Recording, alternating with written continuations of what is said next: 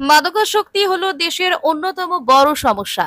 দেশ জুড়ে অত্যাধিকারী যুব সমাজের মধ্যে মাদকাসক্তি বেড়ে চলা এ সমাজে বাড়ছে খুন, ধর্ষণ, নারী নির্যাতন, পারিবারিক অশান্তি থেকে শুরু করে নানান অপকর্ম।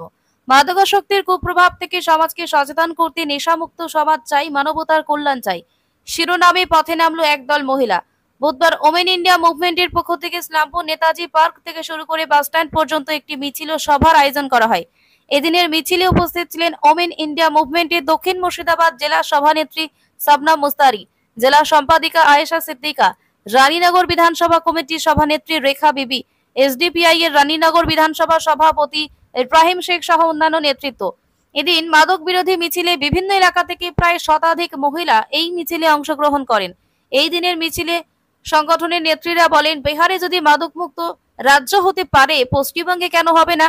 অবিলম্বে সরকারের কাছে পশ্চিমবঙ্গকে মাদকমুক্ত রাজ্য ঘোষণা করার দাবি জানানো হয়। পাড়ায় ও মহল্লায় মাদক ও জুয়া নিয়ে সচেতনতা ক্যাম্প গঠন করা, প্রশাসনকে জুয়া ও নেশা চক্রের বিরুদ্ধে ব্যবস্থা গ্রহণ, শিশু কিশোরদের মধ্যে মোবাইলে ভয়াবহ পাবজি ও ফ্রি ফায়ারের মতো গেম থেকে মুক্তি দিয়ে তাদের হাতে বই তুলে দেওয়া, যুবকদের কর্মসংস্থান সহ একাধিক দাবি জানানো হয়। আগামীতে দাবি পূরণে বৃহত্তর আন্দোলন গড়ে তোলা হবে বলে জানান সংগঠনের নেত্রীরা। আজকে নেশামুক্ত সমাজকে গড়ে তোলার জন্য কি চাইছেন আপনারা? আমরা চাইছি, বর্তমানে নেশার কারণে পুরো একটা ভবিষ্যৎ প্রজন্ম নষ্ট হতে চলেছে, সমাজ নষ্ট হতে চলেছে।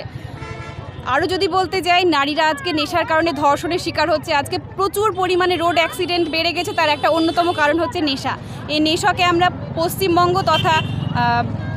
পশ্চিমবঙ্গ থেকে আমরা এটাকে দূর করতে চাইছি। যেমন বিহার মাদক মুক্ত হয়েছে 2016 সালে, ঠিক সেই রকমই আমরা পশ্চিমবঙ্গকে মাদক মুক্ত করতে চাইছি। সরকারের কাছে কি দাবি?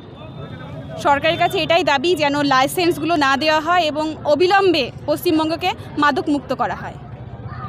আগামী দিনে এই নিয়ে বড় কোনো কর্মসূচি অবশ্যই আছে, আজকে সবই সূচনা।